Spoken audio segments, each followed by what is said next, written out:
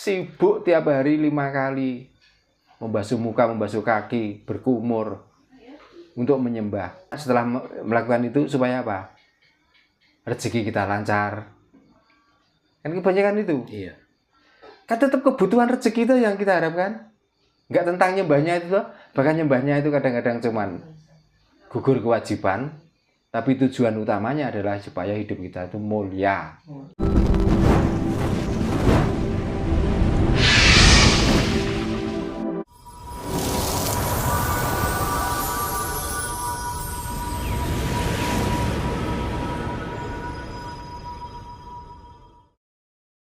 Iya, kalau di surga, ini kan harapan masuk surga.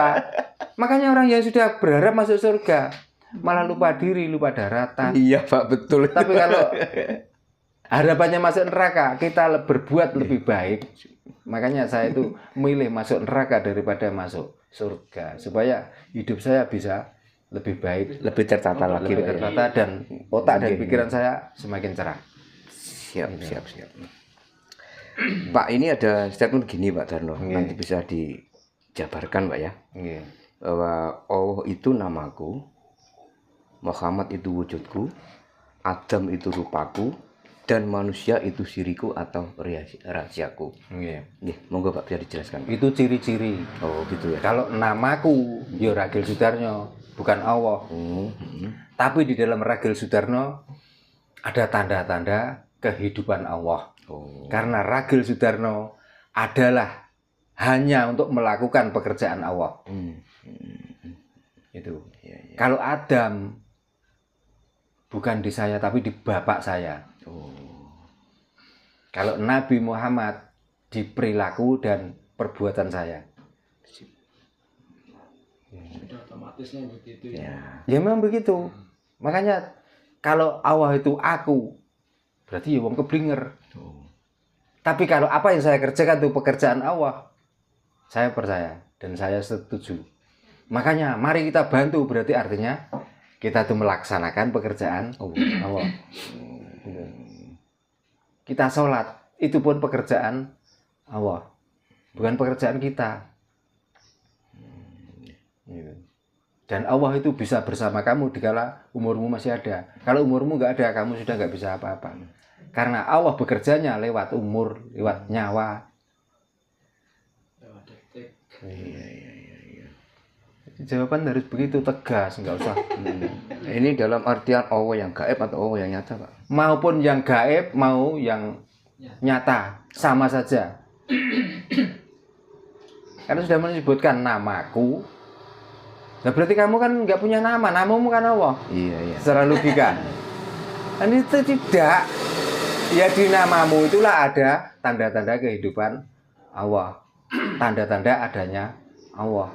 Maka apa yang kamu kerjakan itu pekerjaan Allah. Makanya dari dulu saya ajarkan, jangan pernah menyesali perbuatan masa lalu, dan jangan pernah kamu merencanakan pekerjaan yang akan datang. Karena itu semua sudah pekerjaan Allah, sudah pekerjaan Tuhan. Kita ngomong besok masih menunggu nanti malam tidur. Kita membicarakan umur kita sekian, itu sebenarnya perjalanan hidupmu itu loh sekian tahun. Tapi umurmu cuma 1 hari. Karena besok ini masih menunggu harapan kamu masih hidup enggak.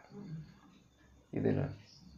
Makanya kalau ditanya umurmu berapa, awuren, gak usah kamu tunjukkan.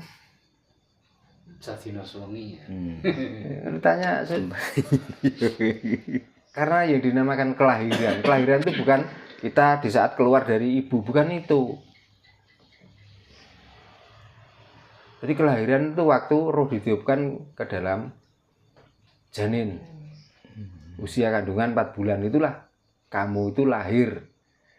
Karena yang dinamakan lahir bukan jasad ini, tapi yang dinamakan lahir adalah roh. Makanya kalau ditanya sudah umur berapa, itulah sesuai hitungan tanggal. Lah rohmu itu berapa ratus tahun yang lalu sudah hidup kok. Makanya kalau ditanya umur walaupun 40, ngomong 60 atau berapa. Jadi kita itu tidak dengan sengaja kita berdoa umur kita nyampe 60 tahun gitu loh. Lah kalau dari tahun sekian sampai sekian itu adalah perjalanan hidupmu. Yang ditakutkan kan iya kalau besok itu kita masih ada umur, kalau enggak gitu loh. Jadi walaupun bahasa kadang-kadang kita kafir itu enggak terasa. Nah itulah tanda-tanda orang kegelapan. Walaupun mata kita melek, walaupun di kuping telinga kita tuh mendengar. Nah untuk bisa mendapatkan pencerahan luar dan dalam, ya spirit dengan neng, ning, nung itulah yang bisa mencerahkan. Lah mata ini hanya untuk melihat apa yang ada di alam ini supaya masuk ke hati, dan hati kita yang bisa mengolah, menimbulkan rasa. Maka dari rasa itulah kita menuntut kita untuk berbuat hal yang terbaik. Okay. Nah, Mas, sebelum lanjut lagi, Iya. kan tadi disebutkan yang apa, meneruskan pertanyaan dari Mas Indra tadi. Iya. Menjalankan sesuatu itu bahwa itu perilaku Allah gitu. Iya. Apakah itu termasuk juga ketika yang kita anggap melakukan hal buruk gitu? Umpamakan Perlu dijawab? Perlu dijawab? ya. Kan qalbu mukmin baitullah. Hati orang-orang yang beriman itulah rumah Allah. Lah, hati yang beriman itu orang hidup atau orang mati? Orang hidup. Orang hidup kan? Iya, orang hidup. Berarti di saat Allah ada itu berarti saat kamu hidup. Nah, buruk itu pekerjaan hidupmu, bukan pekerjaan matimu. Nah, terus kamu mau menolak kalau diarahkan melakukan hal yang buruk. Apakah maling itu bisa setelah dia mau maling terus tiba-tiba adzan di tengah jalan? Kira-kira? Nah, kalau itu nggak pekerjaan hidupnya, kalau nggak ada Allah di situ, terus gimana? Ya ditentang monggo, kita mempunyai keyakinan masing-masing. Tapi kan sebenarnya hidup kita itu semuanya itu sudah kehendaknya. Kalau dia nggak menghendaki, kita nggak bisa apa-apa. Berarti bisa dikatakan maling sepintar apapun, kalau ya katakanlah kalau mati mah ya nggak melakukan. Mantan rampok yang sudah mati itu, di saat dia nyawanya sudah nggak ada, coba terpegangi pedang, kira-kira bisa membacok? Orang yang dikatakan sekti Mandraguna, ya, yang dulunya jangankan pakai pedang, dengan ucapannya saja bisa mengirim batu. Di saat nyawanya sudah nggak ada, kasih jangankan batu besar, kerikil kecil aja. Di saat dia mati, bisakah itu? Apakah itu bukan pekerjaan Allah? Ya, berarti ya Mbak, kita bisa mengambil suatu pelajaran bahwa tidak seharusnya manusia itu mencela gitu.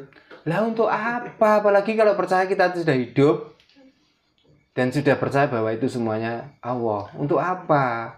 Makanya kita mencela itu, yang kita sembah Allah, yang kita percaya Allah. Dikala Allah itu bekerja, malah kamu mencela, malah kamu mencibir. Coba. Nah, kalau itu aja nggak seberapa. Allah sudah menciptakan, Dia sudah menjadikan itu, walaupun bentuknya yang menjijikkan dan lain sebagainya, tiba-tiba kamu mengharamkan. Kan sama saja dengan tidak sengaja kita tuh mengharamkan Allah, mengharamkan Tuhan. Kan gitu. Wong itu ciptaannya loh. Tanpa dikehendaki, nggak ada babi dan anjing.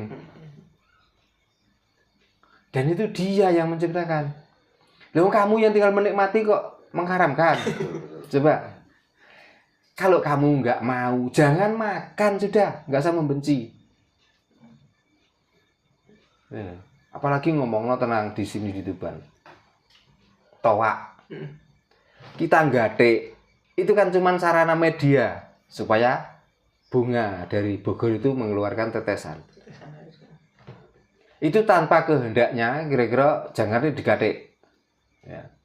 Kita pakai wires itu, diinjak pakai itu. Apa kira-kira ya kalau nggak dikehendaki bisa keluar? Enggak. itu sudah dikeluarkan dan itu mempunyai rasa yang khas, kita tiba-tiba mengharam-haramkan.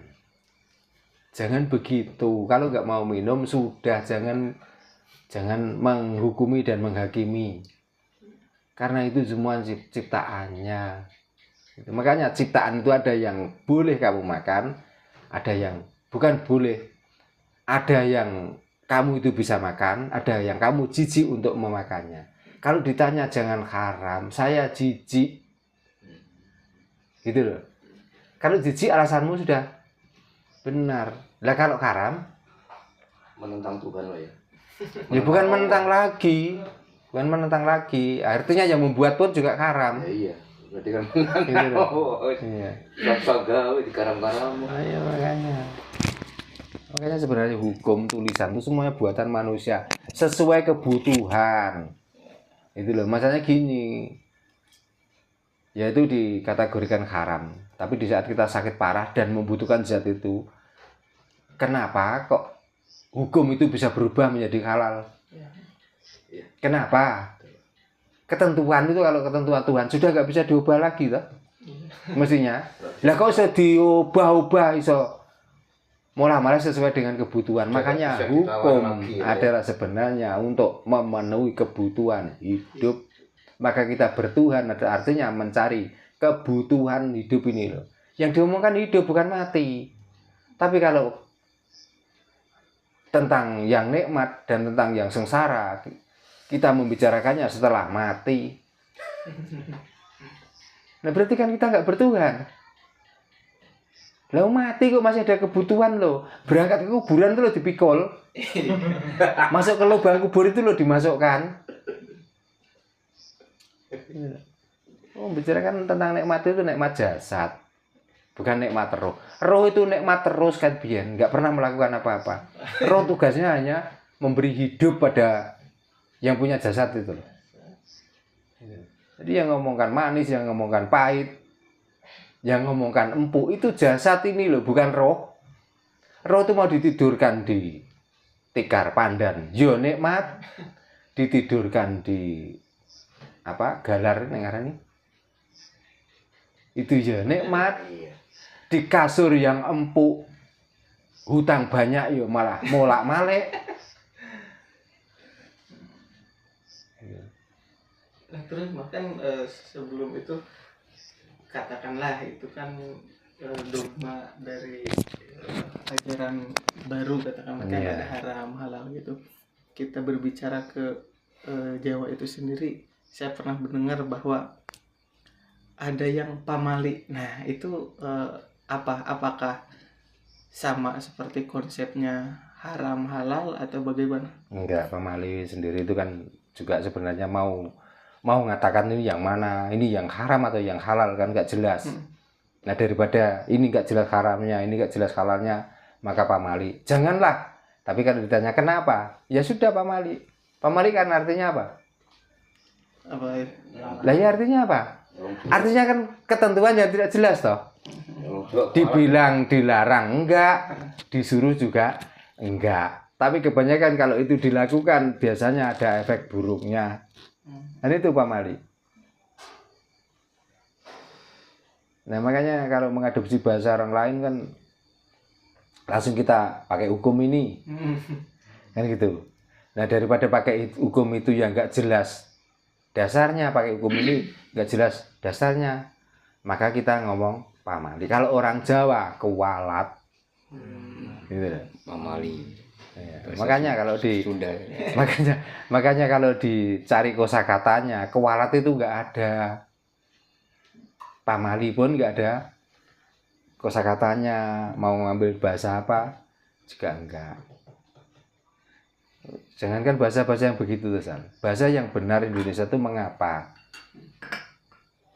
Tapi dengan mengapa itu artinya kejadian itu buruk. Gitu. Lalu kita tanya pada orang lain, karena nggak tahu itu melakukan hal keburukan atau kebaikan, kamu lagi ngapain? Kan gitu loh. Nah ngapain itu kan bahasa pertanyaan yang kita tidak tahu waktu itu orang itu mengerjakan apa. Kan sama saja. Nah, apakah ngapain itu dari kosakatanya ada waktu dulu? Kan nggak ada. Iya. Kan kita sendiri baru mengartikan ngapain itu pertanyaan kamu lagi apa? Kan begitu.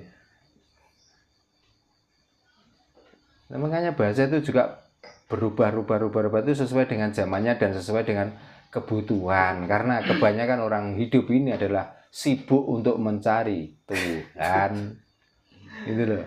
Makanya kok ada orang yang tidak bertuhan dinamai apa? Ateis. Kok segampang itu? Apakah orang ateis itu nggak pernah bekerja? Apakah orang ateis itu nggak pernah memberi nafkah anak istrinya? Kok terus masih ngomong orang itu nggak bertuhan? Nah, saya tanyakan Tuhan itu apa toh? Coba kira-kira. Sibuk tiap hari 5 kali membasuh muka, membasuh kaki, berkumur untuk menyembah. Apakah itu bukan salah satu untuk mencari Tuhan atau menyembah Tuhan? Kan di dalamnya setelah melakukan itu supaya apa? Rezeki kita lancar. Kan kebanyakan itu. Iya. Kan tetap kebutuhan rezeki itu yang kita harapkan. Enggak tentang nyembahnya itu loh. Bahkan nyembahnya itu kadang-kadang cuman gugur kewajiban, tapi tujuan utamanya adalah supaya hidup kita itu mulia. Nah, mulia adalah mencukupi kebutuhan untuk memuliakan diri. Makanya ojo munafik bagi orang-orang penyembah Tuhan itu. Orang berspirit, orang yang dzikir, orang yang membaca ini. Makanya setiap amalan, bacalah ini, maka kamu akan terpenuhi. Kenapa kok mesti itu yang dibicarakan? Kok enggak hatimu nanti terang, hatimu nanti gamblang, dan kamu akan merasakan hidup yang, kalau membicarakan hidup kamu tentram, artinya juga terpenuhi kebutuhanmu lagi. Kenapa kok mesti itu yang dibicarakan?